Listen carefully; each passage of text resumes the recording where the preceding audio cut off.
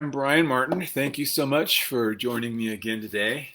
I'm going to be reading to you from my book, uh, Oxytocin is the O in Love. Oxytocin is the O in Love. And it's my book that is, it's in the can. It's all ready to go. I'm just waiting for a couple bits of information to come in so that I can publish it. I do have a little collection of other books that you might be interested in. I write about love, and I'm going to say some more about that in just a minute, but I have this book called My Ideal Day of Love, and that was a fun book to write. I had a case of writer's block, but I decided to go ahead and to write it, and that helped me get rid of my writer's block. This is Eternity is the E in Love. You notice that O is the oxytocin is the O in love. That's because I have written the books Love. There's 4 books. This is the first book in this series. It's called Kindness is the Most Powerful Little Thing in the World.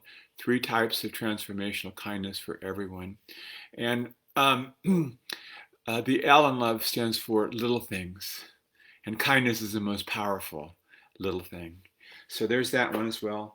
And then I have this book also, which is called Fun Loving. And it is how to have a practically perfect relationship. I think that I've said it before to you, but Jennifer and I are self-proclaimed real estate billionaires. And keeping in line with all the other financial billionaires, we're just rich in love. We don't have a whole lot of money, but we're rich in love. Keeping in line with them, we've decided to give away as much as we possibly could in our lifetimes. And so that's what we do, is that we talk about, we model, we share the positive things about love. And love is not just the romantic part. When you search for love, it's really disheartening, because what you come up with is all these things about dating sites, and I'm not talking about romance. I'm talking about human love and where it comes from. And it comes from a very specific place. And human love is the most powerful thing in the universe. It's not an imaginary thing. It's not like a government or politics or figments of our imagination. Love is tangible. It's real. You can see it, you can touch it, you can feel it. It's just as real as you are as a living human being. And it is the thing, the one thing that has the potential of saving humanity from extinction. And even if we are unable to save humanity and just a remnant survives, then it's going to be love again, which helps our future children, generations from now or whatever. It's going to be love that's going to be able to help them to survive. And so it's incumbent upon us, me and you, that we figure out how to love, and we start loving the way that we were made to love, and help us to change the world. Because it's love that's going to change the world, not politics, not political parties, not governments, not corporations, none of those things. All those things are imaginary. We created them, and they're not real in the sense that you as a person are real, and I am a person is real. And today we're going to continue talking about the wall of protection. And I have a few more items to share with you about that. So let's get started. And if you ever have any questions about any of these topics, please feel free to direct message me or to um, email me or anything like that. My email address is brianleemartin@gmail.com. It's Brian with a Y. Now, here we go. Talking some more about the wall of defense. Unfortunately, many people regard the wall of defense. Let's see. Unfortunately, many people regard the wall. Unfortunately, many people regard the wall as defense.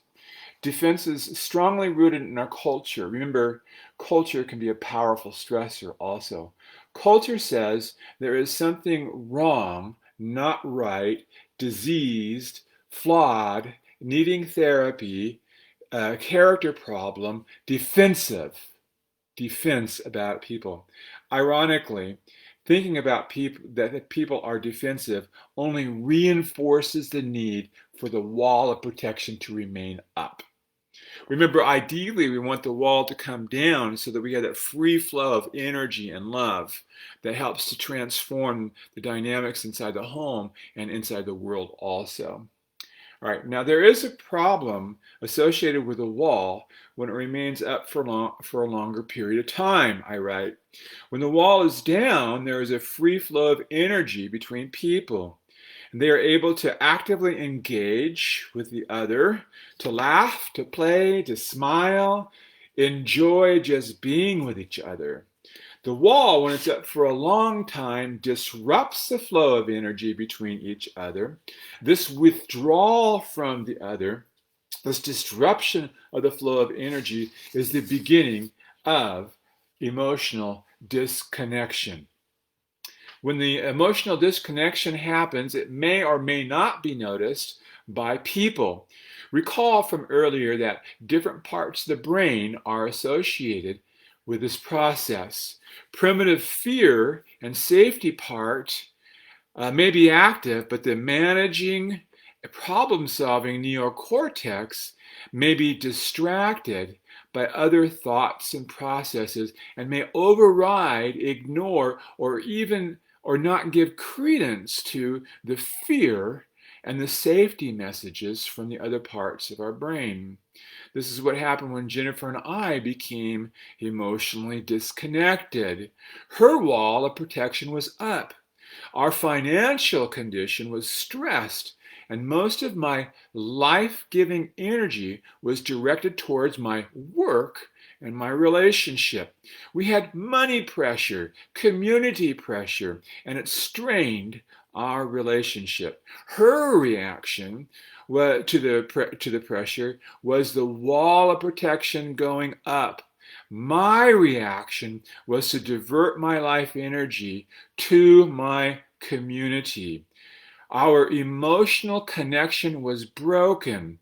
When the wall of protection is up and the flow of energy, of life-giving energy, is directed somewhere else, this is a common dynamic called triangulation. So let's talk about that for just a minute.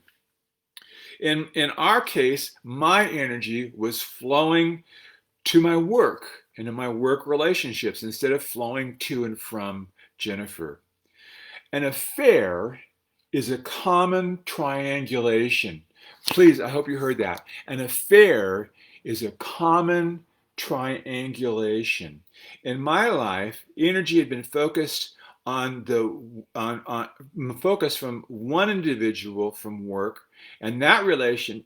Let me start that again. If my life energy had been focused on one individual from work and that relationship turned sexual, then it would have been a sexual affair. Sexual affairs are common also. When sexual affairs are discovered, there are frequently profound feelings of distress. This profound feeling of distress is often called betrayal. Okay, so we've got some exciting, dramatic things happening in this story now. We've got an affair, we've got a sexual affair, we've got betrayal. The betrayal exasperates the emotional disconnection and makes the wall of protection higher and stronger. Little, if any, energy is now flowing between the couple. So that's the problem with an affair, is that it exasperates the already tender flow of energy that's going between a couple, because their energy are now focused somewhere else and not where they're supposed to be in a relationship. The triangulation can also be directed at any children that's living in the home. An example is when an adult suffers the pain of emotional disconnection and looks to the child to help them deal with the pain. So one of the partners in the executive relationship looks to the sibling subsystem and tries to get their needs met there emotionally. This is a triangulation also, and it's dangerous. This is dangerous emotionally for the children whose brains have not yet been fully developed, and they're unable to think and act like an adult. But they're put into a situation where they must act like an adult. And this is damaging and dangerous. If the family had the skills to process the stress put on it by these outside sources, then the emotional disconnection would not have happened. Neither would have the triangulation. Jennifer and I didn't have the skills, and we were unaware of the negative dynamics that were going on. Consequently, we developed a painful emotional disconnection. I hated that. I really did. And that's precisely why I'm writing this book, I write here, to share with you how we strengthened our broken emotional connection. We believe that our example will give you insights about what you can do to when your emotional connection is broken. All right, so listen, if your emotional connection is broken, there's something that you can do about it. And if you've been involved in an affair, like I had a triangulated affair with my work, or if you were involved in an affair with another person, those are symptoms of a problem. They are not the problem. The problem is the emotional disconnect that exists in the family. How you deal with that is going to help you restore the emotional connection so that you can continue on. Don't be surprised, though. A lot of people, maybe as much as half of marriages end in divorce because of a broken disconnection.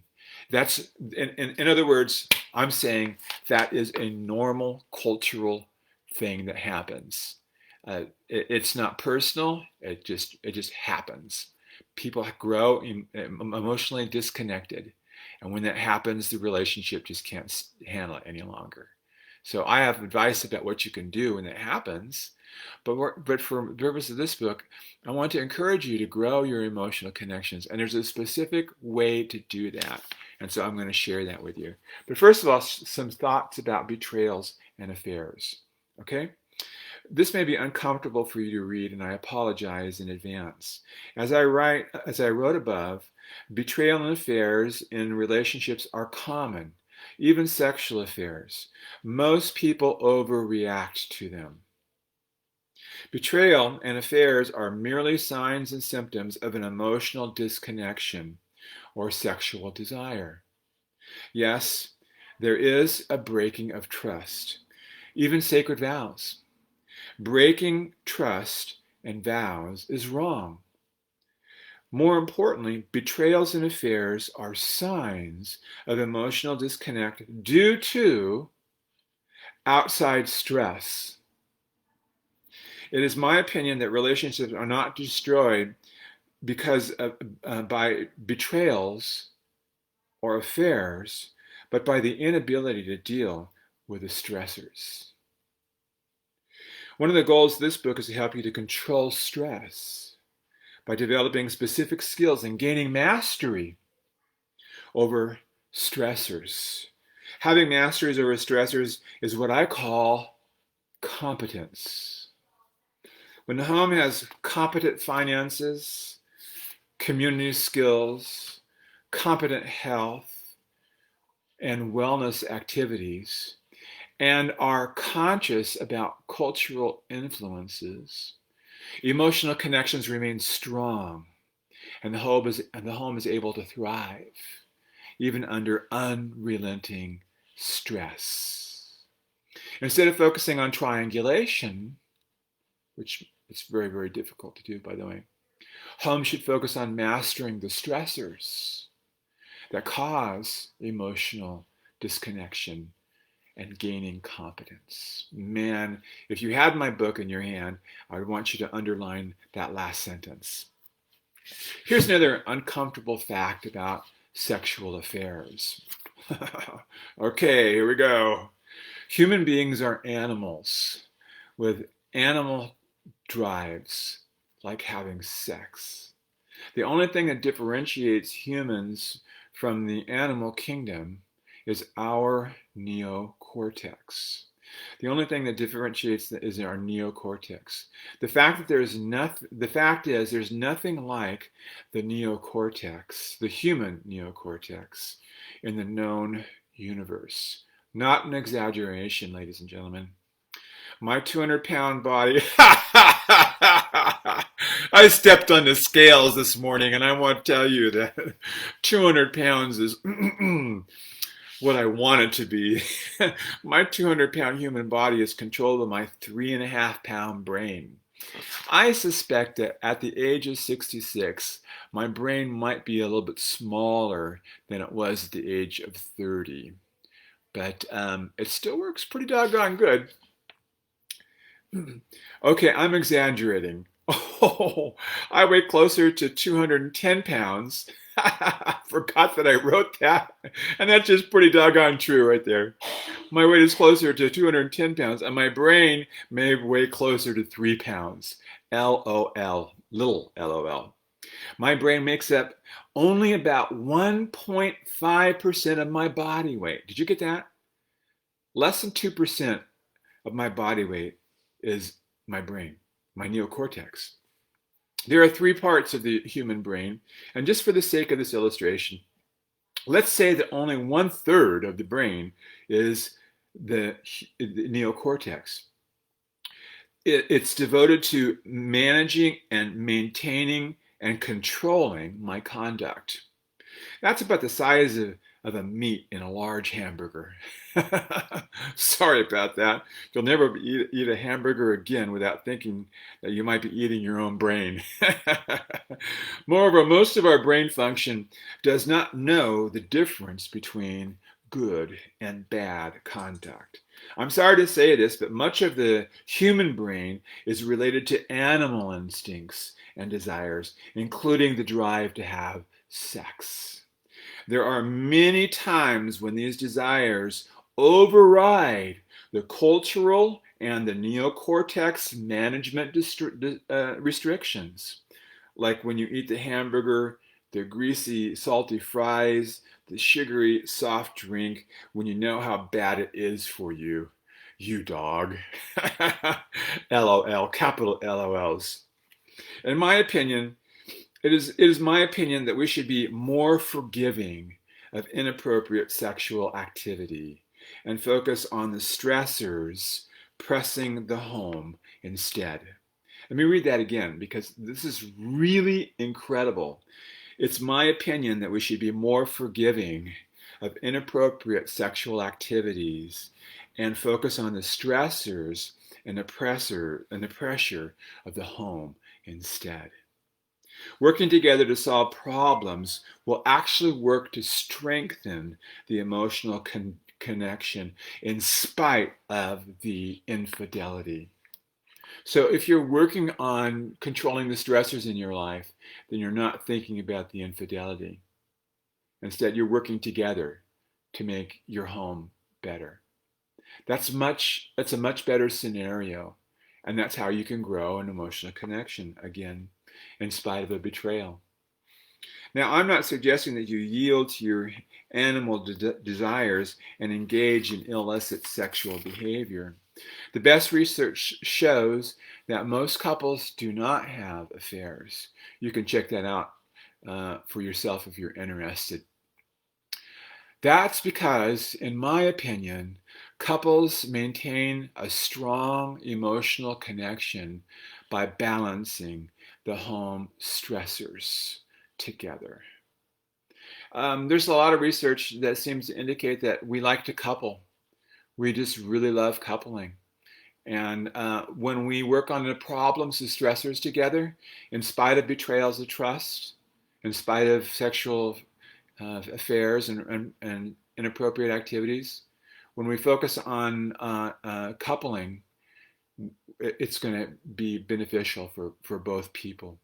Life variables are too complicated to predict with certainty when one might feel safe enough to lower the wall. Going back to the wall now, it's just difficult to say when somebody is going to lower their wall. There are too many variables. There is one thing that you can do. Okay, this is going to get to the heart of my book. So listen to this. There is one thing that I can do. I can be a safe person. In the presence of the one who has been deemed relatively safe, the owner of the wall may lower the wall.